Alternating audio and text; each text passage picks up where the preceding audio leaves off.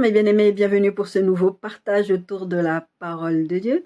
Thème annoncé depuis très longtemps que je n'avais pas encore pu aborder, mais que je vais aborder cette semaine parce que tout simplement, le Seigneur est en train de me reparler de ça depuis ces derniers temps, donc je pense qu'il est temps que je l'aborde.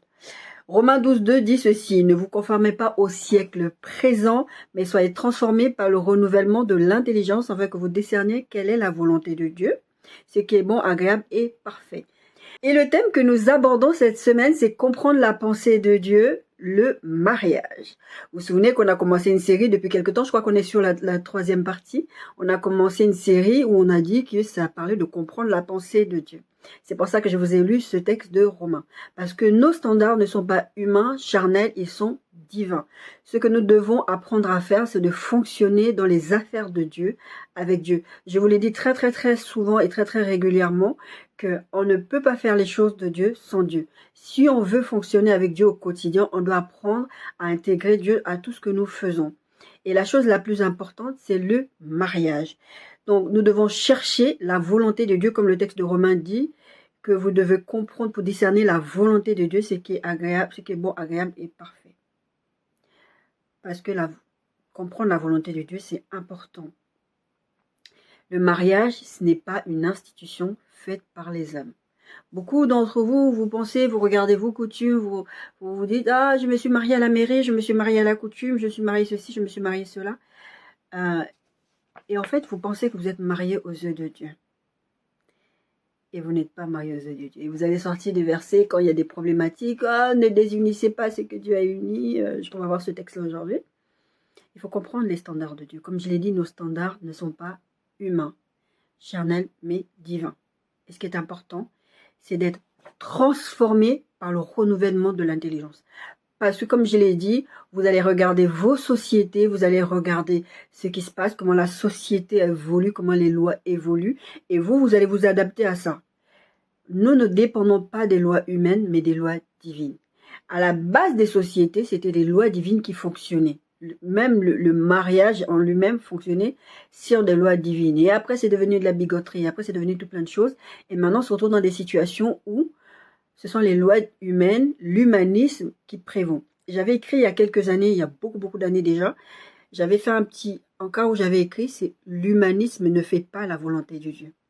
Vous pouvez avoir ce que vous allez être considéré comme un bon cœur ou être ce que vous considérez comme une bonne personne, avoir des valeurs humaines et être complètement contre la volonté de Dieu. Et il y a un petit point que je vais aborder là-dessus et vous allez vous dire, ah non, mais non, parce que maintenant, ça ne se passe plus comme ça.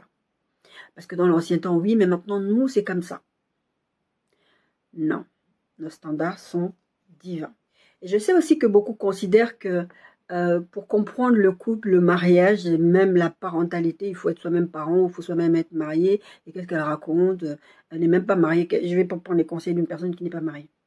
Je suis un ministère, d'accord? Je suis appelée par le Seigneur, pas par les hommes. Si vous êtes abonné sur cette chaîne, si vous suivez les enseignements que je vous donne, sachez que mes standards ne sont pas mes standards à moi, sont les standards divins. Que je sois marié, que je sois parent ou pas, là n'est pas la question. La question est que je suis envoyé par Dieu. Et si je suis envoyé par Dieu, et comme je suis envoyé par Dieu, vous prenez ce que Dieu dit. C'est pour ça que c'est important d'être transformé par le renouvellement de l'intelligence. Et je vous en parlerai dans plusieurs points où je vais aborder. Je vous dis, cherchez l'intimité avec Dieu. Cherchez votre relation avec Dieu pour vous-même, pour que vous puissiez comprendre quelle est la volonté et discerner quelle est la volonté de Dieu. La Bible parle bien de discerner, parce que des fois vous avez des besoins, vous avez des envies, vous avez des standards. Je vous avais dit une fois, donc le fait de comprendre la volonté de Dieu, la pensée de Dieu, vous n'érigez pas vos standards en ceux de Dieu. Parce que vous avez tendance à croire que certains de vos standards sont ceux de Dieu. Par exemple, la polygamie. Je ne l'ai même pas mis dans mon thème, là, aujourd'hui, parce que je vais essayer d'aborder ça le plus génériquement possible, tout en étant assez précise, d'accord?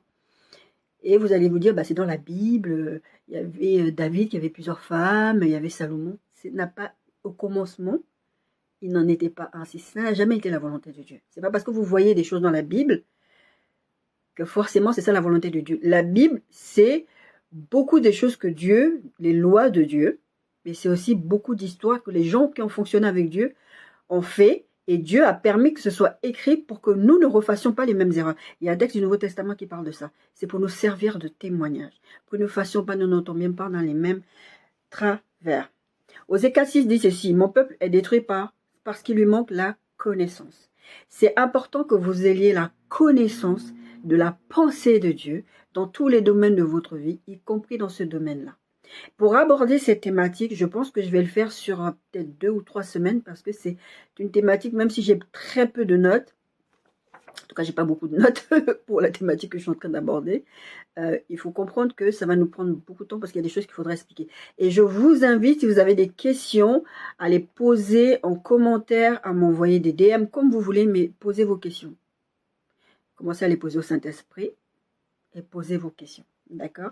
Mon peuple peut périr par manque de connaissances. C'est important de ne pas se retrouver. La Bible parle de périr.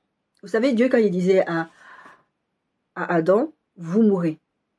Le serpent est venu leur dire, mais non, vous ne mourrez pas. Vous allez prendre ce mot en disant périr, mais on ne va pas mourir. En fait, vous allez vous retrouver périr quand on parle de mort. Il y a la mort spirituelle, il y a la mort physique, il y a tout plein de morts. Des fois, vous allez... Moi, j'étais en train de regarder mes rêves tout à l'heure quand j'étais en train de revoir la thématique, cette thématique-là. Et je voyais, dans un des rêves que j'avais fait, je voyais la mort d'un couple. Si je vous dis ça comme ça, vous allez comprendre tout de suite, littéralement, que ce n'est pas forcément une mort physique. C'est un divorce. D'accord? Donc, il faut comprendre que si vous n'avez pas la connaissance de la pensée de Dieu, vous allez périr. Vous allez vous retrouver dans des problématiques, vous allez vous retrouver dans des mariages malheureux, vous allez vous retrouver avec des personnes qui ne vous sont pas destinées, même si ce sont des bonnes personnes. Vous allez vous retrouver à faire des enfants avec des gens avec qui vous n'êtes pas censé faire des enfants. C'est important d'avoir la connaissance de Dieu pour pouvoir avancer. Comme je disais, le mariage, ce n'est pas une institution créée par les hommes, mais c'est une institution de Dieu. Et pour qu'un mariage réussisse, il faut fonctionner avec les standards de Dieu. Vous savez, moi, je suis quelqu'un qui commande pas mal de choses pour mon fonctionnement au quotidien, pour ma santé, plein de choses. Et des fois, il y a des appareils, des fois, souvent, très, très souvent, vous avez des appareils, en fait, quand vous les achetez, il y a un mode d'emploi avec. Et à chaque fois que vous devez utiliser un appareil, même si vous savez à peu près comment ça fonctionne, je vous invite à regarder systématiquement le mode d'emploi, vous allez voir ce que ça dit. D'ailleurs, la première chose qu'on vous dit, lisez ce mode d'emploi avant d'utiliser l'appareil. Et ensuite, on vous explique que vous devez suivre ce mode d'emploi et les recommandations attachées à ce mode d'emploi. Ça veut dire, par exemple, si vous avez un appareil, vous avez besoin, par exemple, d'acheter, par exemple, une imprimante HP. D'accord? On va vous demander d'utiliser des cartouches HP. Et vous allez aller sur le marché, sur des sites qui font des imprimantes HP moins chères, et vous allez prendre ça et vous allez les mettre sur une HP. C'est possible que votre imprimante fonctionne. Mais c'est aussi possible qu'à un moment donné, votre imprimante s'encrasse et qu'il y ait un problème. Et quand vous allez demander à un technicien ou faire jouer la garantie, on va vous dire, ben non, en fait, une des clauses de la garantie, c'est que vous utilisiez les produits HP. Et quand vous n'utilisez pas les produits HP, vous êtes exclu de la garantie. Et c'est pareil avec les choses de Dieu. Si vous voulez fonctionner bien avec les choses de Dieu, là, en l'occurrence, le mariage, vous devez fonctionner avec les règles et les standards de Dieu. Vous avez un mot d'emploi qui est la Bible. Et la Bible, comme je vous ai dit, il y a les instructions de Dieu, il y a la loi de Dieu, mais il y a aussi des choses, des histoires de personnes qui ont fonctionné avec Dieu, les décisions qu'elles ont prises, ces personnes-là. Ah, je ne vais pas tomber dans ces travers-là. Ah, cette personne-là est un exemple, comme on parle des héros de la foi, Éphésiens, je crois, c'est 11. C'est important que vous lisiez ces choses-là, que vous ayez votre propre relation avec Dieu, votre propre intimité. Vous allez voir, on va en parler beaucoup d'intimité, enfin, on va parler d'intimité, pour comprendre les choses de Dieu. Pourquoi? Parce que vous devez comprendre que vous avez vos désirs. C'est comme avec les rêves. Vous avez vos désirs, donc vos désirs vont se manifester dans des rêves. Vous avez aussi le diable qui se déguise en ange de lumière, qui va vous proposer des choses. Et je vous disais la dernière fois que le diable, il va faire des choses qui ressemblent à Dieu et vous allez croire que c'est Dieu. Et si vous n'avez pas une intimité avec le Saint-Esprit, même dans une histoire de mariage, vous allez tomber la tête la première dans les œuvres du diable. Vous devez savoir quand vous êtes dans une saison de mariage, ça je ne l'ai pas mis dans mes notes, mais j'y pense maintenant et pour ne pas oublier, je vous le dis. Quand vous êtes dans une saison de mariage ou quand le Seigneur est en train de vous préparer au mariage, vous devez comprendre que le diable va vous proposer des alternatives qui ressemblent à des choses de Dieu. Vous souvenez l'histoire de Job. Job, le diable est venu attaquer Job comme Dieu fait pour punir, pour reprendre son peuple. Et Job n'a jamais pensé que c'était Dieu qui était derrière ça. C'est après qu'il va le savoir. Mais sur toute la durée, quand ses amis venaient lui faire la morale, ils ont tous pensé que c'était Dieu qui était derrière ça. Pourquoi? Le diable a imité les méthodes de Dieu. Et dans le mariage, si vous n'avez pas une intimité avec le Saint-Esprit, le diable va imiter les méthodes de Dieu pour vous séduire et vous allez tomber dans la séduction, vous allez persuader, ah c'est Dieu, c'est mon âme, c'est Dieu, c'est mon âme sœur, ou c'est des bêtises comme ça. D'accord? Donc c'est pour ça que c'est important que vous ayez déjà votre propre fondation, votre relation, pas pour chercher le mariage. Non, cherchez premièrement le royaume et la justice de Dieu. Et toutes ces autres choses, on vous a donné en plus. C'est important que vous ayez déjà cette pensée-là en tête. Je vais vous donner plusieurs petits faits comme ça, petites choses comme ça pour que vous compreniez. Ce message, j'ai cherché de toutes les façons que je pouvais mettre des thématiques grand 1, grand 2, non. J'ai mis ça sous forme de questionnement, sous forme de, on va dire ça, pensée ou quelque chose comme ça. Et après, je vais aborder plusieurs points de cette façon-là. Comme ça, on va pouvoir avancer dans cet enseignement. Et vous devez aussi comprendre, quand j'étais en train de préparer ce message, j'ai eu à un moment cette pensée de... mais c'était pour autre chose. J'étais en train de préparer ce message, mais le Seigneur me parlait d'autre chose. Que les enseignants, en fait, nous avons des standards beaucoup plus élevés que les autres parce que Dieu est plus dur avec nous. Parce que justement, nous sommes des enseignants.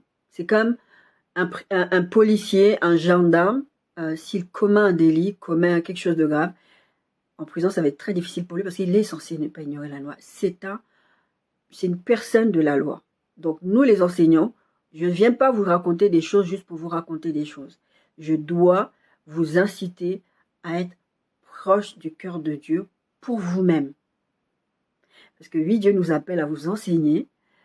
Nous devons avoir des standards élevés. Nous ne devons pas nous compromettre dans ce qu'on doit enseigner. Mais en même temps, vous devez chercher Dieu pour vous-même. Je ne dois pas vous apprendre, entre guillemets, des choses. Même si des fois, selon la saison dans laquelle vous êtes dans votre vie, je vais vous apprendre des choses forcément. Il y avait une petite sœur dans la foi et de cœur. On parlait de pardon une fois. Tu te reconnaîtras. Et elle me disait, ouais, moi, il y a des gens et tout ça. Et je lui ai dit, mais tu sais qu'il y a des choses que tu rates dans ta vie, des bénédictions, des portes ouvertes, pour la simple bonne raison que tu ne pardonnes pas. Et je vous avais dit, je vais vous faire comprendre la pensée de Dieu, le pardon. Et des fois, vous ne le savez pas qu'il y a des choses que vous ratez, mais parce que vous ne comprenez pas ce que Dieu dit par rapport à cette situation-là. Vous avez entendu des prédications, c'est bien. Une fois, le Seigneur me l'a dit, moi-même, à qui il a appelé l'enseignement, il m'a dit, c'est bien d'écouter les prédications. Mais tu dois chercher Dieu pour toi-même.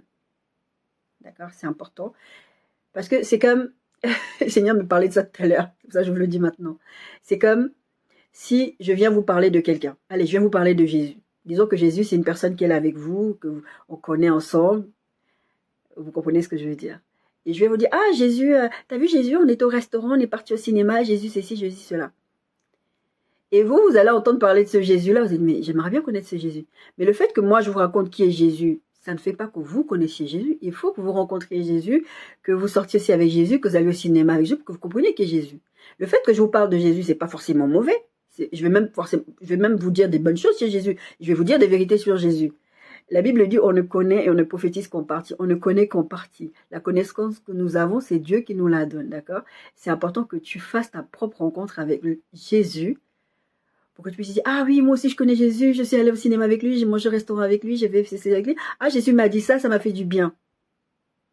Ou Jésus m'a engueulé. Parce que Jésus ne fait pas que du bien. Revenons sur cette affaire de mode d'emploi. Je vous disais tout à l'heure, et je le redis, le constructeur, je ne sais même pas si je l'ai dit, le constructeur va se dédouaner si vous utilisez un appareil avec d'autres éléments d'appareil autres que celui pour lequel ils ont été faits. C'est-à-dire que si, comme j'ai pris l'exemple de HP, des cartouches HP, si vous n'utilisez pas l'appareil correctement, le constructeur va se dédouaner. Dans les trucs, il y a des trucs qui sont exclus de la garantie. D'accord? Et c'est pareil pour le mariage. Si vous vous amusez à faire les choses selon des enseignements farfelus, selon des doctrines de démons, ou selon le fait que vos sentiments, vos émotions, vous avez l'impression que, vous allez vous foirer. Et vous ne pouvez pas accuser Dieu, parce que Dieu, il faut suivre ses standards pour fonctionner avec Dieu. Je vous dis toujours, vous ne pouvez pas faire les choses de Dieu sans Dieu, et je l'ai dit tout à l'heure encore. Si vous voulez réussir une vie de mariage, si vous voulez même entrer dans le mariage, vous devez suivre les standards de Dieu. Et ça commence avant le mariage. Et ça, c'est important à le comprendre. Donc, pour avoir des mariages épanouis, c'est important de nous tourner vers le Créateur. C'est lui qui a institué le mariage. Et comme je vous ai dit, le diable aussi essaie de détruire ce que Dieu fait. Je vous ai dit ces derniers temps, en fait, le but du diable, c'est de détruire l'image de Dieu. Enfin, déjà de couper la connexion avec Dieu, mais aussi, dans ça, c'est de modifier l'image que nous avons de Dieu.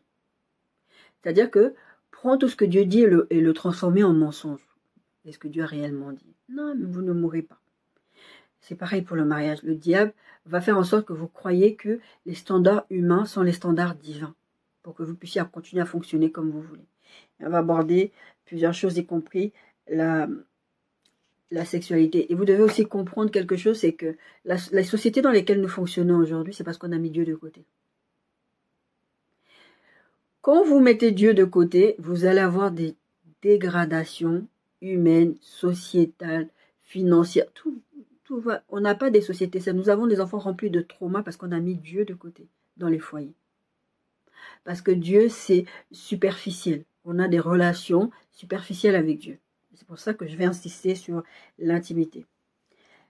La Bible, c'est le mode d'emploi. Le constructeur, c'est Dieu. On doit se référer à ces deux choses-là pour pouvoir fonctionner avec le mariage. Alors, le mariage, selon la Bible, déjà, il y a une autre chose que tout ça, c'est des faits que je vous donne. Comme je l'ai dit, je vais vous donner plusieurs faits comme ça. Le mariage, selon la Bible, c'est une alliance. C'est une alliance dans laquelle Dieu s'engage. Vous savez, c'est un triangle. À la tête, il y a Dieu. Sur les deux côtés, il y a le mari et la femme. C'est pas le triangle et la femme en bas. D'accord? C'est Dieu. Et sur les côtés, le mari et la femme. Et on va voir ça. D'accord? Donc, si on comprend ce qu'est une alliance, déjà une alliance, il faut comprendre qu'elle ne se brise pas. Elle ne se brise pas par des lois humaines en tout cas. Par contre, si vous vous mariez selon les lois humaines, vous allez rentrer dans un type de contrat. Et un contrat, quand il y a quelque chose qui ne va pas, vous allez le rompre. Si vous êtes embauché quelque part, vous signez un contrat de travail. Votre employeur a des droits et des devoirs, et vous avez des droits et des devoirs. Par exemple, dans vos droits et vos devoirs, par exemple, vous devez venir à l'heure. Vous avez un profil de poste, vous savez que c'est ça vos tâches que vous devez effectuer de telle heure à telle heure. Vous ne pouvez pas faire ce que vous voulez sur votre lieu de travail. C'est un contrat. Une alliance, c'est différent. Une alliance, ça veut dire que Dieu est à la tête et c'est lui qui dicte comment ça doit fonctionner. Avec Dieu, nous ne sommes pas en démocratie. Ça, vous devez absolument le comprendre. Dans tout ce que je vous prêche, Dieu n'est pas démocrate. Je ne parle pas des lois humaines. Dieu n'est pas dans les démocraties. Dieu nous aime énormément. Il s'adapte énormément à nous. Il nous amène. Il va trouver tous les moyens pour nous ramener sur le bon chemin. Mais Dieu n'est pas démocrate. Il n'y a pas à négocier ses lois. Quand Adam et Ève ont violé les lois de Dieu, il y a eu une conséquence de ça. Et une des conséquences, ma sœur me disait une fois, elle me parlait elle me posait des questions par rapport au mariage, parce que le Seigneur était en train de l'enseigner sur le mariage. Et elle me disait, Nadia, ce verset où Dieu il maudit, Dieu dit à la femme, ton mari dominera sur toi, etc. Elle me posait une question, je ne sais plus c'était dans quel sens ça me posait la question là. Mais en tout cas, la réponse que je lui ai apportée, c'était que, mais ce verset, c'est une malédiction que Dieu a posée sur la femme. Ce n'est pas le plan de Dieu. Au commencement, il n'en était pas ainsi. La vérité biblique, ce n'est pas que Dieu veut que l'homme domine sur la femme. C'est pour ça que je vous disais triangle, Dieu, l'homme et la femme à côté. On va voir les versets. Dieu n'a pas mis un homme pour dominer une femme. Ça n'a jamais été comme ça, parce que Dieu leur a dit de dominer, assujettir à eux deux, Adam et Ève. Donc la continuité, c'est comme ça. La première semence Dieu fait, il crée l'homme et la femme, et après, eux, ils mettent au monde des enfants, et ils doivent leur enseigner les enseigner dans les lois divines. C'est comme ça le plan de Dieu, et c'est comme ça la volonté de Dieu. Enseigner. Vous avez plein de versets bibliques qui en parlent de ça. C'est important de garder ça en tête, que ce verset ne veut pas dire qu'un homme doit dominer une femme. Que c'est ça la volonté de Dieu. Je disais souvent, quand on venait me poser des problématiques, oui, mais c'est écrit ça dans la Bible, oui, mais comme je parlais de polygamie, non, c'est pas parce que c'est écrit dans la Bible que c'est ça la volonté de Dieu. Quand vous entendez le mot c'est biblique, c'est sous-entendu c'est la volonté de Dieu. Mais en fait, quand vous entendez c'est biblique, des fois vous sortez tout plein de choses de la Bible et vous dites que c'est ça la volonté de Dieu. Non, ce n'est pas parce que c'est écrit dans la Bible que c'est ça que Dieu veut. Dieu n'a jamais voulu que l'homme domine la femme. C'est une punition. C'est une répercussion de la désobéissance au jardin d'Éden. D'accord? Petite parenthèse, mais c'est important de ressortir. Je vous ai dit, je vais vous parler de plusieurs faits pour que vous puissiez comprendre c'est quoi le mariage. Je ne veux pas que ce soit juste oh, on chit-chat. Encore que ce message, je voulais vraiment le faire sous un format enseignement chit-chat. Vous n'êtes pas là avec moi, mais c'est comme si j'ai discuté avec vous, d'accord? Je voulais vraiment le faire sous ce format-là, pas sous un format de grand 1, grand 2, grand 3, même si mon message est structuré, d'accord? Comme d'habitude, je l'ai préparé. Mon message est très, très structuré. Mais je ne voulais pas faire un truc trop formel, parce que c'est important que le message vous parle dans vos situations. Autre chose que je dois vous dire, la pensée de Dieu pour le mariage n'est pas valable que pour les chrétiens. Je disais à quelqu'un, ne pense pas que Dieu, la pensée de Dieu n'est que pour moi. C'est une personne qui connaît Dieu, etc., mais qui ne fonctionne pas avec Dieu. Et beaucoup d'entre vous, vous pensez que le mariage chrétien, c'est le standard et les autres, leur mariage n'est pas béni ou les autres, Dieu ne prend pas en compte leur mariage. Non, comme j'ai dit, le mariage, c'est une institution de Dieu. Il y a des païens qui sont mariés selon la volonté de Dieu, mais vous ne le savez pas, vous pensez qu'ils ne sont pas faits l'un pour l'autre. Leur mariage est tout aussi valable qu'un mariage que Dieu, que vous avez fait entre enfants de Dieu. Les standards divins du mariage s'appliquent aux païens comme aux chrétiens. Et il y a des païens qui sont mariés et qui ont une forte conviction sur les standards divins. Pourtant, ils ne sont pas chrétiens. Tout genou fléchira là. C'est pas seulement sur les péchés, sur le jugement dernier, mais c'est sur le mariage aussi. Ça veut dire quand tout genou fléchira devant le trône de Dieu, mais y compris pour le mariage. Les standards de Dieu sont valables pour les chrétiens comme pour les non-chrétiens. Vous pouvez être musulman, bouddhiste, païen, tout ce que comment vous voulez vous appeler, athée, tout ça. Vous êtes soumis au même standard. La différence, c'est que vous ne l'acceptez pas, les gens ne l'acceptent pas parce que je ne suis pas chrétien, je ne suis pas soumis à votre Dieu. Et souvent, quand il vous arrive des choses dans votre vie, vous vous dites, ouais, c'est comme ça que vous êtes attiré vers Dieu, vous allez retourner vers Dieu, vous allez comprendre que oui, des fois, il vaut mieux écouter Dieu. Mais ça ne change pas la question. D'accord? Donc, la pensée de Dieu du mariage est valable pour les chrétiens comme pour les non-chrétiens. Autre chose, la pensée de Dieu pour le mariage, c'est entre un homme et une femme. C'est pas entre une femme et une femme. C'est pas entre un homme et un homme. Ce n'est pas entre un homme et une bestiole. Parce que maintenant, on voit tout plein de choses. Des femmes qui se marient avec des canapés. Au début, quand je voyais ça il y a quelques années en arrière, je disais, mais c'est quelle blague? Parce qu'on croyait que c'était des blagues. Mais il y a vraiment des gens qui se marient avec des arbres, avec des chiens, avec... Il y a des gens qui font de drôles de choses. J'en ai vu des drôles de choses dans ma petite jeune vie. D'accord? Ultimement, c'est pas une liste exhaustive, mais je vais quand même le dire. Tout le monde n'est pas destiné au mariage. J'étais en 2011-2010.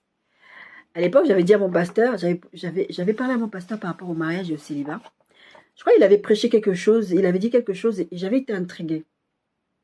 Et à l'époque, déjà, j'avais commencé ma relation avec Dieu, avec mon intimité avec Dieu. Et donc, il y a des enseignements que le Seigneur me donnait déjà à l'époque. Et quand il a dit ça, j'ai tité. J'ai dit, c'est pas biblique ce que tu es en train de dire là.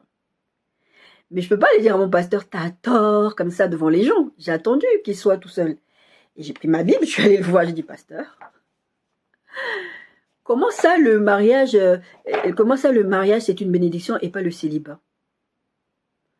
Ah non, mais c'est écrit dans la Bible. Et puis, en fait, je lui sors ma Bible, je lui dis, mais ce que l'apôtre Paul dit, là, vous savez, on va voir le verset.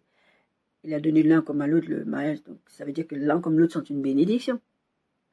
Non. Il a parlé comme, c'est un mystère que tu ne peux pas comprendre. Et moi, j'étais là, il n'y a pas de mystère là-dedans, c'est écrit. Donc, il y a des textes dans la Bible qui ne souffrent pas d'interprétation. Ça va vous parler peut-être de façon différente, dans différentes saisons, mais l'idée générale, elle est là, d'accord? Vous n'avez pas besoin d'interpréter de ouf. C'est comme dans les rêves, je vais bientôt vous prêcher sur les rêves. Il y a des rêves, Dieu va vous donner des choses métaphoriques. À la fin du rêve, il va vous expliquer ce qu'il a voulu dire, comme les vaches grasses, les vaches maigres. Et il y a des rêves où, comme il a parlé avec Joseph, le père adoptif de Jésus, il lui a dit, prends l'enfant, fuis. Donc, il y a des choses où vous allez lire, c'est littéralement ça. Cherche pas à comprendre. Va pas essayer de dire, oh, il y a un mystère caché derrière. Parce que beaucoup d'hommes de Dieu, malheureusement, sont comme ça. Ils veulent mettre des mystères où il n'y a pas de mystère. Il a appelé les uns comme apôtres, comme prophètes, comme docteurs, comme évangélistes. Oui, il y a des gens qui sont là pour ça. Il faut aller s'adresser à ces gens-là, pas aux faux et aux faux. D'accord? Il y a des gens qui n'auraient jamais dû se marier. Parce qu'ils n'étaient pas prêts. Parce qu'ils ne sont pas faits pour ça. Et aussi, il y a des saisons pour le mariage. Quand Dieu est en train de vous préparer pour une saison, de toute façon, quand vous marchez avec Dieu, vous allez voir que dans tout ce que vous allez faire avec Dieu, il y a des saisons pour tout. D'accord? Ça, c'est important, c'est un point important à mettre dans votre tête, c'est qu'il y a des saisons pour le mariage. Si vous avez raté une saison, vous savez, moi en ce moment, je suis en train de mettre mon panier d'achat à jour parce que dans mon panier d'achat, il y avait des vêtements d'été. J'ai dit, ben Nadia, tu vas pas acheter des vêtements d'été, tu vas acheter des vêtements d'hiver. Donc, j'ai changé mon panier d'achat, j'ai enlevé les vêtements d'été, j'ai mis les vêtements d'hiver parce que je suis dans la saison hivernale qui est en train de s'approcher. D'accord? Donc, le mariage, c'est pareil. Si vous ratez la saison, parce que vous n'avez pas écouté Dieu, parce que vous n'avez pas fait ce que Dieu vous a demandé de faire, parce que, voilà, toutes les raisons que vous voulez, ben vous allez passer à une autre saison. Ce sera une autre saison. Parce que vous désobéissez, et vous allez voir, je vous en parlais avec plusieurs de mes exemples. Autre chose, j'ai disais ultimement, mais non, c'est pas utile. Comme j'ai dit, il y a plusieurs petites choses à dire. Et c'est pour ça que je vais aborder ça sur plusieurs phases, plusieurs vidéos. Dieu a une destinée individuelle et une destinée collective et une destinée en couple. D'accord? La destinée collective, c'est l'Église. D'accord? Nous sommes chacun membre du corps de Christ, etc.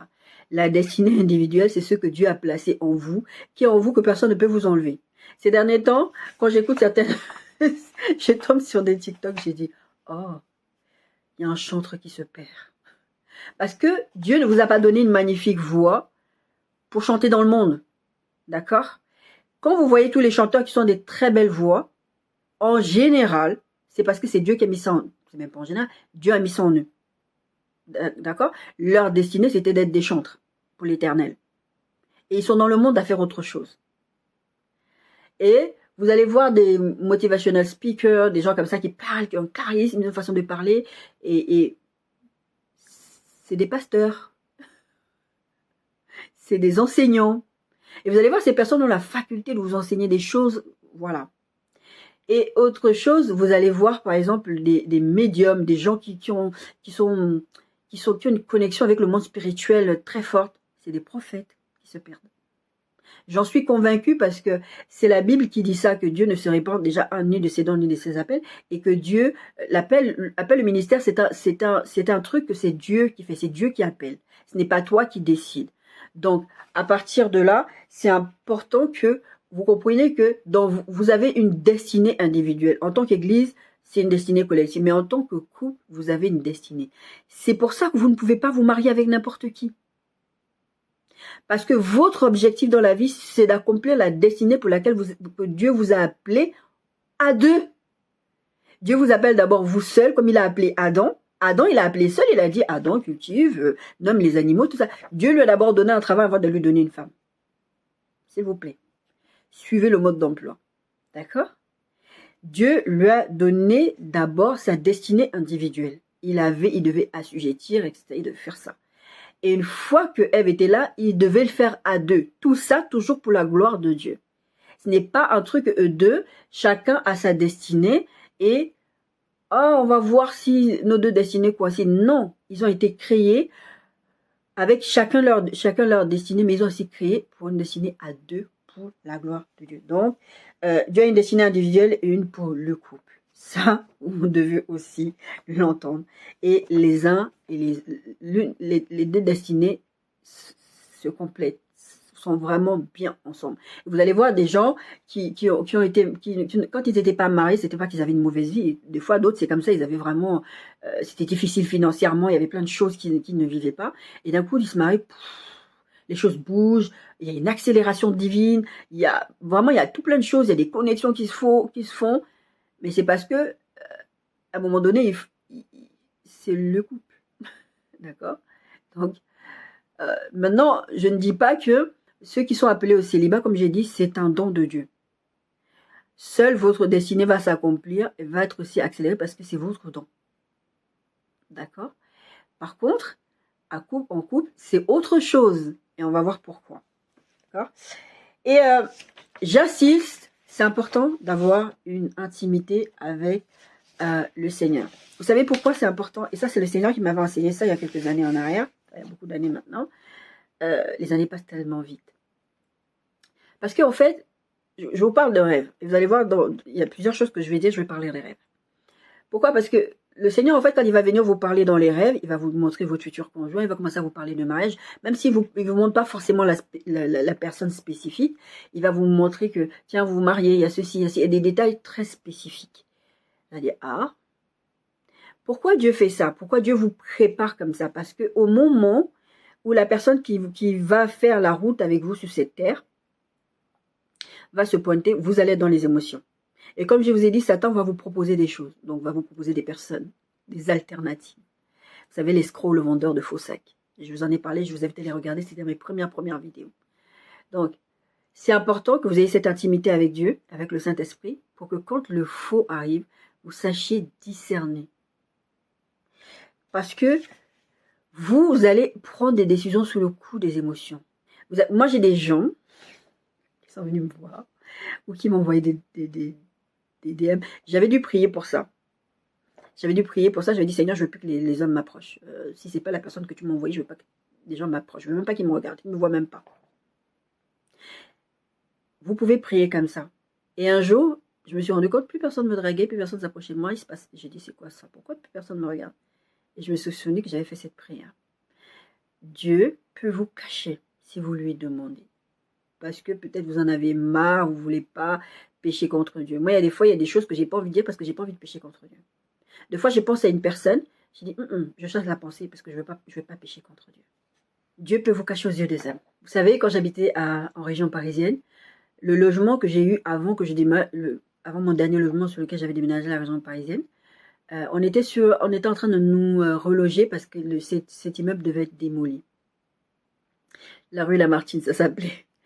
Et la rue Lamartine, il y avait des caves. Donc, on était plusieurs à avoir des caves, ils ont déménagé des gens, etc. Et comme les jeunes de la cité, ils savaient que les gens avaient déménagé, il y avait des gens en fait qui laissaient encore des choses dans leur cave parce qu'il n'y avait pas d'urgence en fait. Ils ont déménagé leurs affaires, leur cave a été fermée à clé. Et il y avait des jeunes qui rentraient dans ces caves-là, ils cassaient les caves et volaient les trucs. Et une fois, je suis descendue, je vis les caves, mais toutes les caves étaient cassées. Ma cave, en fait, quand vous rentriez dans la cave, ma cave était la première. Vous ne pouviez pas la rater. Dieu a caché ma cave. Et je disais, c'est bizarre, ils ont cassé toutes les caves. Et l'immeuble, je ne sais plus combien de logements il y avait dans cet immeuble-là. Il y en avait quand même pas mal. Il y avait, je crois, 2, 4, 6, 8, je crois. Enfin, pas mal, parce que c'était une barre d'immeuble, mais il y avait plusieurs halls. Ils ont cassé toutes les caves de cette barre d'immeuble. Et la mienne, ils ne l'ont jamais touchée. Et au début, quand j'ai vu ça, en fait, au début, je m'en suis même pas rendu compte. Parce que j'allais pas souvent à la cave. J'avais la cave quand je devais aller déposer un truc, je voulais pas que ça reste dans mon salon, dans la maison, ça n'avait rien à faire dans la maison, j'allais déposer à la cave. Et j'y allais pas souvent parce que j'avais pas souvent des choses à déposer là-bas. Au bout d'un moment, je crois que j'ai commencé à entendre des rumeurs, et où j'ai entendu des rumeurs, parce qu'il se passait vraiment beaucoup de choses, il y avait beaucoup d'agressivité, beaucoup de choses qui se passaient, et je suis descendue, et le Seigneur avait caché ma cave. Personne n'avait touché à ma cave. Et un monsieur, je l'ai vu, il était presque en larmes. Son matériel de travail, ses sauteuses, ses perceuses, sa cave a été vidée, on lui a tout volé. Il n'avait pas eu le temps, entre le moment où il a déménagé, et le moment où il est venu chercher ses affaires dans la cave, on lui a tout pris. On lui a tout volé, les jeunes lui ont tout volé. Ma cave, ils n'ont même pas touché. Et il n'avait aucun moyen de savoir ce qui était dans ma cave. Donc Dieu, vous pouvez demander à Dieu si vous vivez difficilement, par exemple, le fait d'être regardé, que vous avez toujours l'impression, ah, peut-être que c'est lui, parce que j'ai eu une phase comme ça, vers 2000, dans les années 2010, je crois. J'ai eu une phase comme ça où j'étais là, où je me disais, oh là là, même bien avant même la naissance de ma fille, hein, c'est pour ça d'ailleurs que j'ai vu ma fille, parce que je suis rentrée dans des bêtises comme ça. Je voulais vraiment, et donc, même tu es à l'église, où tu te dis, ah, potentiellement, cette personne. a potentiellement cette personne. A potentiellement. Donc, à un moment donné, tu ne peux pas fonctionner comme ça. Donc, parce que ce qui se passe quand c'est comme ça, je vous disais, les émotions rentrent en ligne de compte et vous allez vous faire mal au cœur. Et la Bible dit, protège ton corps plus que tout, car de lui proviennent les sources de la vie. D'accord, c'est important. Notre texte de base, c'est le texte de Genèse. Là, je vais commencer à rentrer. Tout ce que je vous ai dit là, c'est le message. Hein. C'est peut-être, c'est même pas une introduction. Je ne peux pas l'appeler comme une introduction, mais je vous ai dit, je vais aborder plusieurs choses et je vais vous les dire comme ça. Et je voudrais que ce soit comme si on faisait un partage. Moi, j'aimais bien faire ça à l'époque, Seigneur. À l'époque, je ne savais pas que j'étais appelée au ministère. J'aimais bien prendre les choses de la Bible et on discute ensemble. Je donne l'enseignement, on pose des questions, on discute ensemble. C'est pour ça que c'est important. J'aimerais bien que vous posiez des questions quand même pour cette fois. Donc, notre texte de base, c'est celui de Genèse 2. L'Éternel dit, il n'est pas bon que l'homme soit seul, je lui ferai une aide semblable à lui. Et ça c'est verset 18. Et verset 24 dit, c'est pourquoi l'homme quittera son père et sa mère et s'attachera à sa femme et deviendra une seule chair. Le verset 18 qui dit, l'homme, il n'est pas bon pour l'homme que l'homme soit seul, je lui ferai une aide semblable à lui. Dans certaines versions françaises, vous allez avoir, je lui ferai un vis-à-vis. Comme je vous disais, triangle Dieu, l'un à côté de l'autre, un vis-à-vis. Vis-à-vis, c'est ça que ça veut dire. C'est pas que c'est l'autre qui est un peu... Et en anglais, une des versions en anglais, c'est suitable. Ça veut dire taillé pour. J'aime beaucoup la version en anglais parce que ça rend bien la réalité de quelle est la pensée de Dieu. Je vais te mettre un conjoint qui est taillé sur mesure pour toi. Taillé sur mesure pour toi, ça ne veut pas dire que cette personne est parfaite et que cette personne va faire ta volonté et que cette personne, surtout nous les femmes, et que cette personne va céder à tous tes caprices ou que je vais vous mettre dans les points ou que cette personne est là pour te rendre heureux que toi. Toi. Si tu rentres dans le couple en mode, dans le mariage, pas dans le couple, dans le mariage en mode j'attends que mon conjoint fasse quelque chose pour moi. Non, en fait, quand tu rentres dans le mariage, tu t'abandonnes. Le Seigneur m'a enseigné quelque chose il y a 2 semaines. Je vous en parlais dans le message que je vous ai fait la semaine dernière en vous disant que c'était tout un message sur le mariage. Et à la fin, il y avait cette partie sur le fait de la langue, de faire attention aux paroles de la langue. Qu'est-ce que le Seigneur m'a enseigné? Et ça coule de sens. C'est pas quelque chose... Pour moi, c'est une révélation parce que j'avais jamais entendu quelqu'un le dire. D'accord? Mais le Seigneur me dira cette semaine, et c'est pour ça d'ailleurs que, comme j'ai vu qu'il insistait ces derniers temps là-dessus, c'est pour ça que j'enseigne là-dessus. Le Seigneur me disait, quand tu rentres dans le mariage, c'est pour ça que c'est important d'avoir d'abord cette individualité avec Dieu, d'accord, cette relation intime avec Dieu avant. Comme ça, tu vas comprendre les principes du mariage. Le Seigneur m'a expliqué que le mariage, en fait, pour que tu aies un mariage réussi, il faut que tu fonctionnes comme tu fonctionnes dans ta relation personnelle avec Dieu. C'est-à-dire que tu pars du principe que Dieu a tes intérêts, tu pars du principe que Dieu a tes intérêts à cœur, que Dieu ne t'envoie pas au casse-pipe et que Dieu sait ce qu'il est en train de faire. De la même manière, dans le mariage, tu dois faire confiance à qui Dieu t'envoie, mais aussi dans ton comportement, la façon dont Dieu te pardonne, la façon dont tu demandes pardon à Dieu, la façon dont tu t'humilies devant Dieu, tu dois le faire avec ton conjoint, ta conjointe. Tu dois mettre un parallèle, c'est ce que le Seigneur m'enseignait là il y a 2 semaines, une semaine et demie. Tu dois faire un parallèle avec ta relation, dans ta relation personnelle avec Dieu, dans ta relation de couple. C'est pour ça que c'est important d'avoir d'abord son individualité avec Dieu, de comprendre quelle est ta destinée. Des fois, vous découvrez votre destinée dans le mariage, c'est un peu triste parce que il faut demander. Parce que imagine, tu te maries, tu dis, ah, moi, j'épouserai jamais un pasteur. Et le monsieur, il devient pasteur du jour là. Parce qu'il découvre son appel dans le mariage. C'est un peu dur. C'est important que vous ayez votre propre intimité. Moi, j'ai connu mon appel. Pourquoi? Parce que un jour, j'ai commencé à me poser des questions. Je vivais des expériences surnaturelles et tout ça. Mais c'est quand même bizarre. Seigneur, et les gens commencent à me dire des trucs bizarres. C'est quoi le bail? Explique-moi. Et le Seigneur va m'expliquer. Il faut lui demander. D'accord? C'est important de comprendre que l'institution du mariage, c'est Dieu qui veut que tu fonctionnes dans une destinée pour sa gloire à lui. Et que dans le mariage, de la même manière, tu veux que Dieu soit indulgent avec toi. compréhensif avec toi. Tu dois être la même chose avec ton conjoint. Et les règlements que Dieu veut que tu appliques pour toi, il faut que tu l'appliques dans le mariage. D'accord? On en reparlera. Les mauvaises raisons pour se marier. La liste, elle n'est pas exhaustive, encore une fois. Comme je vous ai dit tout à l'heure, quand je vous ai donné plusieurs points là, les standards de Dieu pour le mariage, elle n'est pas exhaustive. Vous pouvez ajouter tout plein de choses, d'accord? Pour le sexe. Ouais, la Bible dit, si vous manquez de contenance, mariez-vous. Oui, l'apôtre Paul il a dit ça. Est-ce que c'est ça le standard de Dieu? Le standard de Dieu, est-ce que vous mariez-vous? Mariez-vous dans le Seigneur. On verra d'ailleurs c'est quoi mariez-vous dans le Seigneur. Mais ce n'est pas une raison suffisante pour se marier. Vous ne vous mariez pas pour le sexe parce que vous savez, vous allez prendre de l'âge. Vous savez, il y a des défis dans la vie. Imagine votre conjoint, maintenant, je sais pas, il devient paraplégique ou il se passe quelque chose. Enfin, je souhaite de mal à personne, mais la vie arrive. Hein. C'est pas forcément les démons. Hein. Il y a la sœur, c'est comment elle s'appelle, Nana Lukeso. Elle a eu un accident, elle a été paralysée. Maintenant, elle marche. Et pendant ce temps-là, son mari, il aurait fait quoi? Il serait parti? Parce que maintenant, après, je ne connais pas son intimité, hein, je sais pas. Mais imaginez maintenant, votre corps ne fonctionne plus. Imaginez maintenant votre femme, au bout d'un moment, elle a eu peut-être un accouchement traumatique, elle est incontinente. Imaginez, et ça vous dégoûte du sexe, toutes ces choses-là. Imaginez tout plein de situations qui peuvent faire que vous n'ayez pas de sexe. Et vous vous êtes marié pour ça. Ce n'est jamais une bonne raison pour se marier, le sexe. C'est important de comprendre la pensée de Dieu. Parce que quand vous lisez tous ces textes de l'apôtre Paul, vous le prenez brut comme ça. Oui, mais l'apôtre Paul a dit donc marions-nous dans le Seigneur.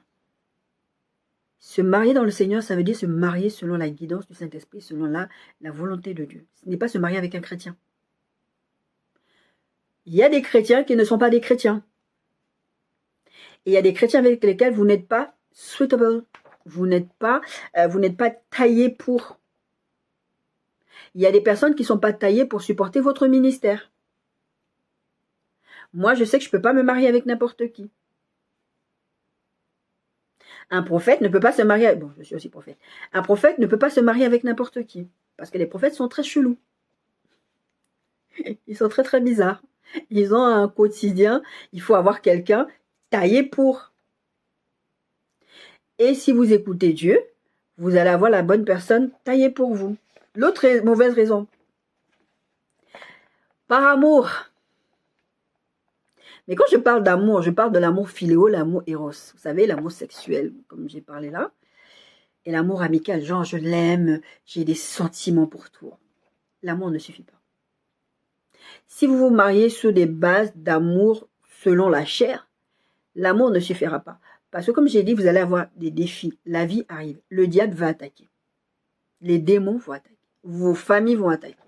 Si vous vous aimez, je l'aime bien. Je l'aime. Oh là là, je me marie, je l'aime. Pourquoi vous vous mariez? Parce qu'on sait. Un jour, l'amour va prendre fin. Ce type d'amour-là, je ne parle pas de l'amour agapé. L'amour agapé, c'est ça qui va faire tenir un couple aussi. Parce que votre amour ne dépend pas de votre carnalité, ça dépend de votre divinité. Donc, c'est ce type d'amour dont je parle. Je ne parle pas de n'importe quel amour, d'accord? Votre amour, oh, j'aime trop. Oh, je suis capable de défier. Parce que votre amour, là, vous êtes capable de défier vos familles, vous défier vos enfants, défier la société. D'accord?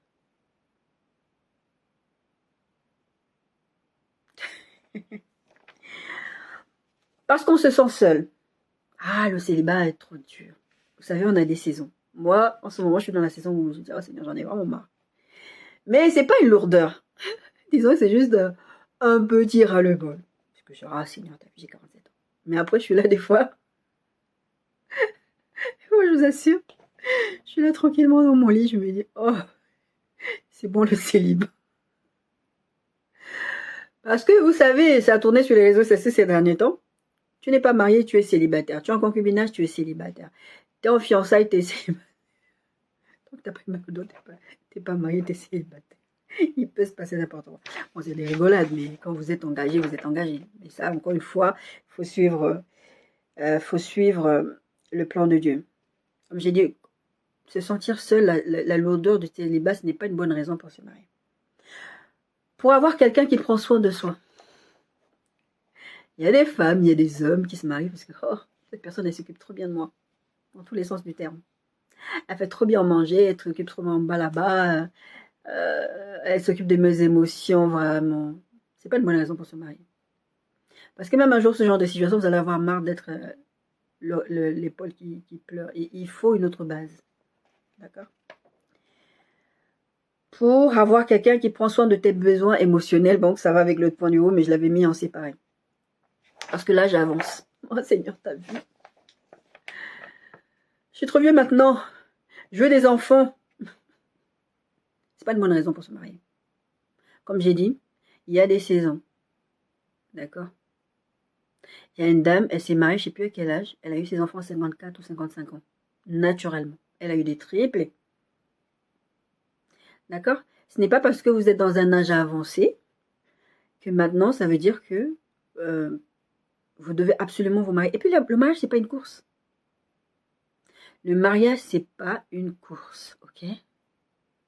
Si dans votre tête, ah, tous les jeunes de mon âge sont en train de se marier, ah, tous mes neveux et nièces sont en train de se marier, allez, même les enfants de mes amis, de mes frères et soeurs sont en train de se marier alors que moi je ne suis pas mariée. Et ça commence à vous peser, allez dans la présence de Dieu, allez travailler votre intimité avec le Saint-Esprit, vous allez voir que ça va être différent.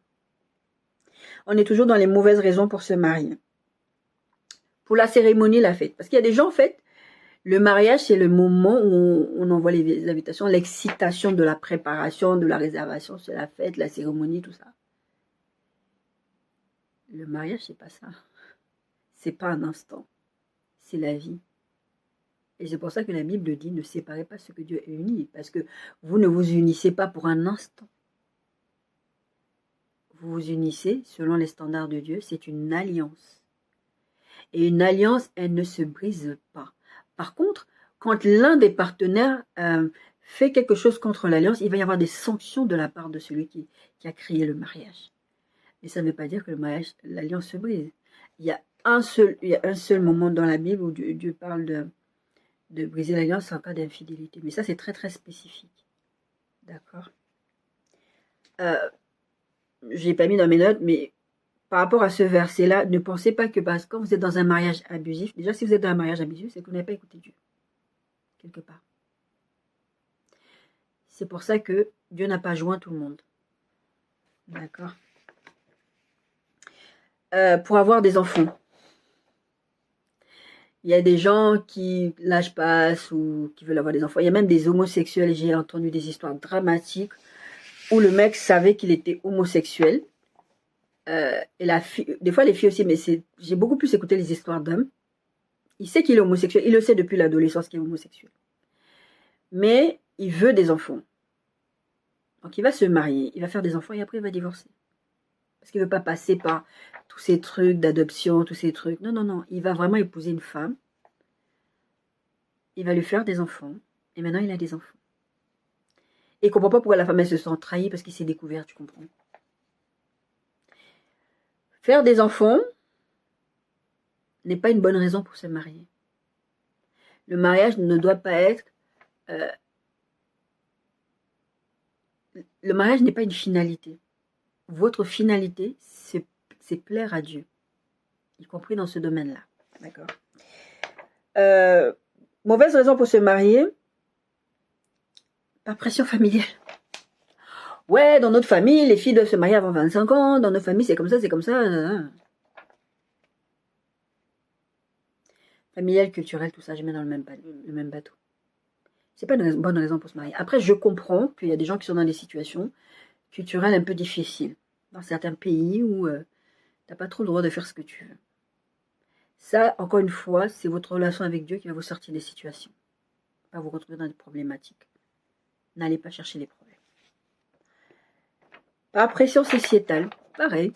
Familiale, culturelle, sociétale, tout ça, c'est le même lot. Pour avoir un statut social. Moi, je vais épouser ce type de personne parce que je veux être femme de médecin. Il y a des femmes qui veulent femme de pasteur. Oh, parce que je vais être maman pasteur, parce que je vais être la première dame. J'en connais une comme ça. Et si tu ne la traites pas comme maman pasteur, comme la première dame, oh là là, mon Dieu, le feu. Son rêve, c'est ça. Il y a des femmes comme ça. C'est pas ton appel. Et tu vois même la personne, comment elle fonctionne avec son mari pasteur, elle n'est pas une aide semblable. Elle n'est pas un vis-à-vis. Elle n'a pas été taillée pour cette personne-là. C'est juste le statut social. Je parle des pasteurs, mais votre mari peut être docteur, écrivain, acteur, ce que vous voulez, enfin, selon où Dieu vous appelle. Il y a des personnes qui préfèrent se marier avec certaines castes tout simplement parce que c'est beaucoup plus prestigieux à dire je suis madame Intel. Moi, je me suis posé la question, c'est pas le mariage, mais c'est un peu la même chose. Je me suis fait cette réflexion il y a quelques années avec une de mes sœurs de cœur. Je disais, mais moi, je m'appelle Nadia. Nadia Matsu. C'est ça mon nom de naissance.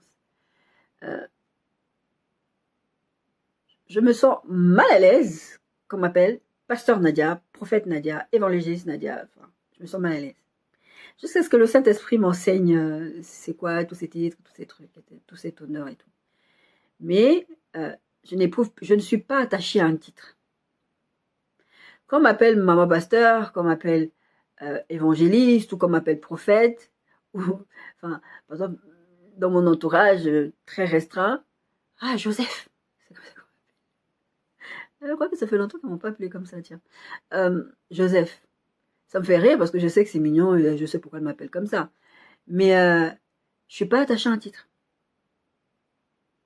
Si vous vous mariez pour un statut social, pour un titre, c'est une très mauvaise raison pour se marier. D'accord? Parce qu'on s'entend bien. J'ai écouté des histoires des gens qui se sont connus, ils avaient 15 ans. À 18 ans, ils se sont mariés. Ils s'entendaient super bien. Mais déjà, quand vous êtes ado, vous êtes des ados. Vous évoluez dans la vie. Vous ne vous mariez pas parce que vous vous entendez bien avec votre copain-copine. Parce que, vous savez, le mariage va vous ouvrir les yeux. Il y a cet adage qui dit l'amour rend aveugle, mais le mariage rend la vue. Et il y a des moments où votre conjointe vous aura envie de la massacrer. C'est une réalité. Et l'apôtre Paul le dit un peu dans les épîtres. Si vous vous mariez parce que vous voulez... on s'entend trop bien, non? C'est un peu comme l'histoire de l'amour. Je l'aime. Non, mais on s'entend bien. C'est pas une bonne raison pour se marier. Ça ne suffit pas. Toutes ces raisons que je suis en train de dire là, ça ne veut pas dire que c'est mauvais, hein? Mais ce n'est pas ça qui doit être votre leitmotiv, votre moteur pour vous marier. C'est pas une bonne raison du tout. D'accord? Par intérêt, je sais pas, c'est pareil pour l'histoire du statut social. Hein. Mon conjoint, ma conjointe, elle gagne... Parce que c'est pas que les femmes qui suivent les hommes qui ont de l'argent. Il y a des hommes comme ça aussi. Qui suivent les femmes qui ont de l'argent. Ou alors, je vais me marier parce que avec cette personne, on me l'a proposé moi personnellement. Parce qu'elle a des papiers français. Parce qu'elle a des papiers, tout court. Donc, des fois, vous êtes là. Il y a des mariages blancs où les deux s'entendent, ils se donnent l'autre donne de l'argent, et dit, ouais, mais tu m'épouses comme ça, voilà. J'ai eu ce genre de propositions-là. Des fois, j'ai dit, les gens, vraiment, quand tu me regardes là, j'ai une tête à faire ce genre de bêtises. Bon, c'était il y a très très longtemps, il y a plus d'une vingtaine d'années. Ou les mariages gris. Dans les mariages gris, le carrément ne sait pas. Il y a quelque chose qui me vient en tête qui n'a rien à voir avec ce que je suis en train de dire, mais je ne l'ai pas pris dans mes notes. Il y a même des gens qui envoûtent des autres pour les épouser. Et après, tu deviens chrétien. Oh, pasteur, j'y avais envoûté, il m'a épousé, maintenant je suis chrétien, comment je fais? Bon. Ça, c'est... Vous savez, si vous avez des questions, posez des questions. Alors, pour être heureux, pour que l'autre me rende heureux. La joie du Seigneur est ma force. Votre joie ne dépend pas de l'un ou de l'autre. Si vous attendez que votre conjoint vous rende heureux, vous avez tort. Parce que votre joie dépend de votre relation avec Dieu. C'est pour ça que je vous expliquais à l'instant, enfin tout à l'heure, que vous devez d'abord avoir votre propre individualité, votre propre relation avec Dieu. Vous devez être épanoui. Je vous parlerai de ma vision que j'avais eue une fois que le Seigneur m'expliquait ça. Vous devez d'abord être épanoui seul avec Dieu, être heureux seul avec Dieu. Vous n'allez pas aller mettre des fardeaux sur le dos de l'autre. C'est pas à l'autre de vous rendre heureux. Et c'est même pas à Dieu de vous rendre heureux. La joie, la paix, ce sont des fruits de l'esprit. Le Saint-Esprit qui habite en vous déverse ça en vous. Ce n'est pas votre conjoint, votre conjointe qui va déverser ça en vous. D'accord? Donc, si vous vous mariez parce que la personne avec laquelle vous êtes vous rend heureux, Imagine, la personne lui arrive quelque chose dans la vie, elle devient dépressive. J'ai écouté un podcast comme ça, je crois que c'est cette semaine, où la fille, elle n'en pouvait plus, quoi. Le gars, il avait perdu sa mère. Elle a dit, mais moi, je n'ai pas signé pour ça. Pourtant, elle a fait les vœux là-bas, là. Surtout les Américains, ils ont vraiment, c'est des podcasts en anglais. Ils ont vraiment ce truc à la vie, à la mort, dans la maladie. Et je sais qu'en France aussi. Ah non, non, moi, j'ai pas signé pour ça. Ça, c'est les mots que vous sortez de votre bouche. C'est tout. Et quand la vie arrive, quand les problèmes arrivent, parce que Dieu va vous tester. Le diable va venir vous attaquer.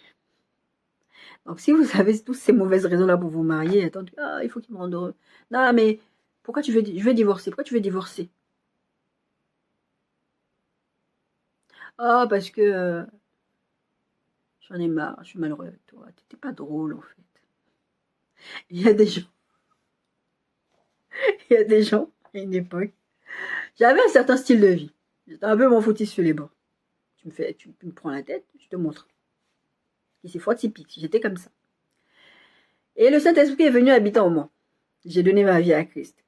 Et puis, il y a des gens qui venaient me dire, moi, je te préférais avant.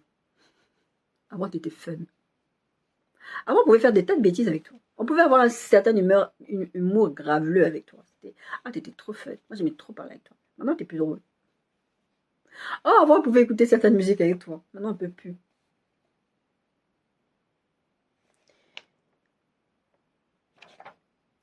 Si vous vous mariez pour donner des impressions de joie et de bonheur aux gens, vous êtes mal barré. Là, je vous ai dit beaucoup de choses, de faits génériques sur le mariage. Je vous ai dit les raisons pour lesquelles il ne faut pas se marier. Et cette semaine, on va s'arrêter à là. Enfin, je vous ai dit, c'est une série. Sur cette thématique spécifique, c'est une série parce qu'il y a beaucoup de choses à aborder. Ce que vous devez comprendre, c'est que le mariage, ça, je ne l'ai même pas mis dans mes notes alors que j'y pensais pendant que je préparais le message. Parce que ça, le Seigneur me l'avait enseigné il y a plus de 15 ans en arrière. Le Seigneur m'a enseigné ça. Et après, quand le Seigneur a commencé à me préparer au mariage, c'est revenu parce que j'étais en train de donner un enseignement à une petite sœur à moi dans le Seigneur. Et il y avait des questionnements sur le mariage, sur des choses. Et elle me disait, mais Nadia, moi je sais pas, quand j'ai écouté certaines prédications, les prédicateurs, ils ont dit, c'est pas Dieu qui vous choisit votre époux, qu'est-ce que tu en penses, etc. Et je lui avais dit ceci. Christ, nous sommes l'épouse de Christ, d'accord? Jésus-Christ, il a passé son temps sur cette terre à nous donner des enseignements sur son épouse, etc. Dieu a institué le mariage, comme je vous l'ai dit.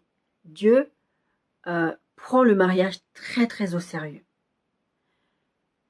Jésus-Christ parle de son épouse. Vous pensez sérieusement qu'un Dieu qui a institué le mariage, que Jésus qui appelle nous son corps, son épouse, et vous, il va vous laisser vous marier avec qui vous voulez, juste comme ça. Même les ministères qui prêchent ça, qui vous disent ça, posez-leur la question comment ils sont arrivés à se marier avec quelqu'un. Ils vont vous dire, il y a quelqu'un qui m'intéressait ou je commençais à prier à Dieu. Ils vont, à un moment ou à un autre dans leur discours, vous allez les entendre vous dire, ils ont consulté Dieu. Vous ne pouvez pas vous marier avec qui vous êtes. Parce qu'on verra ce verset-là plus tard. Vous ne vous appartenez pas. Vous êtes membre du corps du Christ. Vous appartenez à Christ. Vous êtes l'épouse de Christ. En étant l'épouse de Christ, vous ne pouvez pas vous marier avec n'importe qui. Donc oui, Dieu vous dirige vers qui vous devez vous marier. Maintenant, Dieu a dit, je laisse un choix devant toi. Choisis la vie. Choisis la bénédiction. Vous avez le choix de vous marier avec qui vous voulez. C'est pour ça que vous allez prendre les textes de l'apôtre Paul et vous allez dire, mais l'apôtre Paul a dit, mariez-vous avec qui vous voulez, mais mariez-vous dans le Seigneur. C'est pour ça que vous prenez ces textes-là, parce que ça vous arrange. Je vous dis, même si c'est un chrétien, cherchez toujours la volonté de Dieu. Parce qu'encore une fois, le mariage, ce n'est pas vous et l'autre. D'accord? C'est vous, c'est Dieu, vous et l'autre. Vous avez une destinée commune. Vous ne pouvez pas vous marier avec n'importe qui. Ça ne veut pas dire que, par exemple, un prophète est obligé de se marier avec un prophète, un ancien avec un ancien, un noir avec un noir, un blanc avec un blanc. C'est pas ça que ça veut dire. Ça veut dire que vous avez une destinée que Dieu a choisie pour œuvrer pour son royaume. Et il a choisi 2 personnes pour ça. Et quand vous l'écoutez, Dieu, il va vous conduire vers la bonne personne. Mais encore une fois, vous avez le choix de dire non. Et quand je donnais cet enseignement sur le mariage, la pensée qui me venait à chaque fois, c'était de dire, mais quand on vous dit que vous choisissez l'enfer, vous dites que non, personne ne choisit l'enfer. Mais quand vous refusez les lois de Dieu, vous choisissez l'enfer. Quand vous refusez de vous marier selon la volonté de Dieu, la guidance du Saint-Esprit, vous choisissez les problèmes. Il y a des gens qui se retrouvent dans des mariages catastrophiques et puis il y a des gens qui sont dans des mariages même pas épanouis. C'est même pas qu'il y a de la violence ou voilà. Ils sont même pas heureux parce qu'ils ne sont pas faits pour être ensemble. Ils se bagarrent pour tout et pour rien.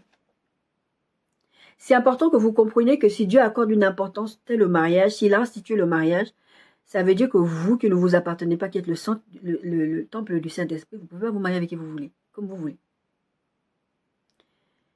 Et encore une fois, c'est valable pour les chrétiens. Ce n'est pas parce qu'en face, c'est un chrétien né de nouveau, qui prie, qui sert le Seigneur, que la personne elle est destinée pour vous. Non. Il y a une chose que le Seigneur m'a enseigné, c'est quand je vais vous donner mon témoignage au fur et à mesure de la série, quand le Seigneur m'a présenté la personne qu'il destinait pour moi, je lui ai dit non. Je préfère le célibat. Je préfère le célibat. Je vous ai parlé récemment, quand je vous ai parlé d'une prédication, je lui ai dit, en fait, Dieu, il n'a pas renoncé à vous. Ça veut dire, en fait, il ne veut pas que vous fassiez des bêtises. Il va vous mettre dans des situations comme avec Jonas qui partait à Tarsis au lieu de Ninive. Pour que vous fassiez sa volonté, il va vous mettre dans la misère. Et moi, je dis au Seigneur, non, je ne veux pas cette personne. Tout sauf lui. D'accord. Et le Seigneur viendra me dire, est-ce que c'est ça à quoi je t'ai appelé?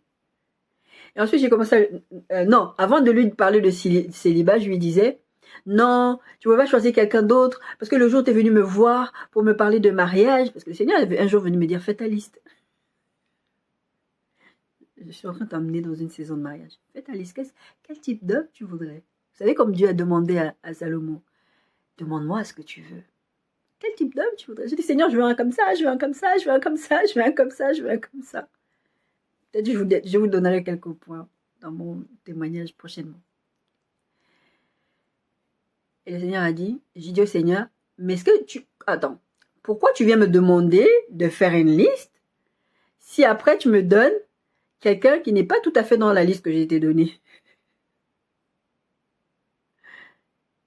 C'est Dieu qui décide, d'accord? Vous pouvez avoir votre opinion, je vous dis souvent, vous pouvez vouloir beaucoup de choses, mais c'est toujours important que Dieu ait le dernier mot. D'accord? Et donc, quand le Seigneur me disait, je dis, mais Seigneur, ça ne servait à rien de me demander de faire une liste. Il fallait carrément venir faire le dictateur et me dire, tiens, voilà le mari que je te donne. Et une jour, il m'a réveillée à, je crois que c'était à 3h du matin, il m'a fait écrire 7 pages. Il m'a dit, prends ta liste. J'ai pris ma liste. Il m'a dit, tu vois ce point-là, c'est l'homme que je t'ai envoyé. Tu vois ce point-là, écris. C'est l'homme que je t'ai envoyé. Tu vois ce point-là, c'est l'homme que je t'ai envoyé. Tu vois ce point-là que tu as demandé. Tu sais pourquoi tu as demandé ça? Parce que tu as des traumas d'enfance qui font que tu voulais ça. Parce que tu ne voulais pas subir ça. J'ai dit, ah. Et il me dira, Nadia, donc toi, je lui ai dit, envoie-moi quelqu'un d'autre. Donne-moi quelqu'un d'autre, ça sert à rien parce que j'ai fait ma liste et tout. Il me dira, Nadia, donc tu veux épouser le mari de quelqu'un d'autre. C'est ce jour-là que j'ai appris qu'il y a des gens qui sont mariés avec les maris d'autres et les femmes qui sont mariées avec les femmes, il y a des femmes qui sont mariées avec des maris d'autrui et il y a des hommes qui sont mariés avec des femmes d'autrui qui ne l'étaient pas destinés. Je lui ai dit quoi? Et moi, je me rappelle le jour où le Seigneur m'a dit ça, j'étais choquée, j'ai dit, il y a des gens qui sont mariés. J'ai appelé après ma soeur que je lui ai donné les enseignements dans cette époque-là sur le mariage, je dis, mais il y a des gens qui sont mariés avec des gens avec qui ils sont mariés. Je ne savais pas. Et vous êtes malheureux. On a vu beaucoup de choses aujourd'hui. Et la semaine dernière, je reviendrai peut-être sur d'autres points, sur cette grande partie que j'ai abordée là, sur le mariage selon la Bible, etc. Sur tous les petits points, je vais peut-être rajouter des choses la semaine prochaine. Mais avant, j'ai dit beaucoup de choses déjà sur le mariage. Mais avant d'aborder d'autres choses par rapport au mariage selon la pensée de Dieu, on va parler de célibat. Par contre, le célibat, je vais pas m'attarder là-dessus parce que à la limite, si vous le voulez, non, mais pas, c'est pas si vous le voulez. Je vais le faire. Je vais vraiment faire une thématique spécifiquement sur le célibat à part. Mais là, je vais aborder sporadiquement comme ça, génériquement comme ça, sur le célibat. Parce qu'il y a des points quand même qu'il faut comprendre. Parce qu'avant de rentrer dans le mariage, il faut d'abord bien vivre son célibat. Ça, c'est important. Donc, on va s'arrêter là pour cette semaine. On va continuer la semaine prochaine. Que le Seigneur vous bénisse, que le Seigneur vous accompagne. Et je vous le dis pas très, très souvent, mais quand vous écoutez des messages comme ça, prenez la peine d'aller prier. Prenez la peine de demander à Dieu sa volonté. Cherchez la face de Dieu. Parce qu'il se peut que vous soyez dans cette saison où Dieu est en train de vous préparer au mariage. Et vous devez apprendre à vous rapprocher du cœur de Dieu pour pouvoir faire les bonnes choses. Vous ne devez pas vous retrouver dans cette situation où, vous savez, exclusion de garantie. Vous n'avez pas fait comme Dieu voulait. Et du coup, vous vous retrouvez avec des problématiques et vous dites, ah, mais je ne comprends pas, l'appareil ne marche plus, le mariage ne marche plus, je ne comprends pas. Exclusion de garantie, parce que vous avez fait les choses contre ce que le constructeur a demandé. C'est-à-dire Dieu, c'est lui qui institue le mariage. Donc c'est important, mes bien-aimés, que vous compreniez toutes ces choses-là. Et encore une fois, c'est très rare que je vous le dise, je crois que je ne vous l'ai jamais dit. Posez des questions. Si vous avez des questions à poser, on va les prendre. Je ne vais pas forcément répondre dans les enseignements que je vais faire. Je vais peut-être faire une vidéo à part. Et aussi, je vous propose quelque chose qui m'est venu à cœur là ces derniers jours. Je ne sais pas, en tout cas, ça m'est venu à cœur. Je vous propose de faire un live là-dessus. Pour ceux qui sont intéressés, bah, vous me dites dans les commentaires si vous voulez qu'on fasse un live, qu'on en parle. Je ne sais pas comment je vais gérer ça parce que je suis sur plusieurs réseaux sociaux. Je suis sur TikTok, je suis sur YouTube et je suis sur Facebook et même sur Twitter. Quoique mon Twitter, il n'y a pas d'abonnés dessus. Sur le Twitter, comme on m'a dit là dernièrement, on m'a dit Twitter, c'est là-bas où il y a tout un tas de problématiques. Laisse tomber Twitter. En tout cas, je suis sur tous ces réseaux sociaux-là. Je ne sais pas comment je vais gérer pour faire le direct. Je vais peut-être me concentrer sur un réseau social. Mais je sais qu'il y en a qui n'ont pas TikTok. Je sais qu'il y en a qui ont Insta. Il y en a qui n'ont pas Facebook ou qui n'ont plus Facebook. Donc, je ne sais pas comment je vais gérer. Peut-être je vais juste me limiter à YouTube. Mais en tout cas, dites-moi ce que vous en pensez. Que le Seigneur vous bénisse. Que le Seigneur vous accompagne. Pour ceux qui sont dans la saison de mariage, vraiment cherchez la face de Dieu. Et pour ceux qui n'y sont pas et qui vont se dire, oh ouais, le message ne me concerne pas, mettez-le de côté. Ça va vous concerner à un moment donné. D'accord? Soyez bénis.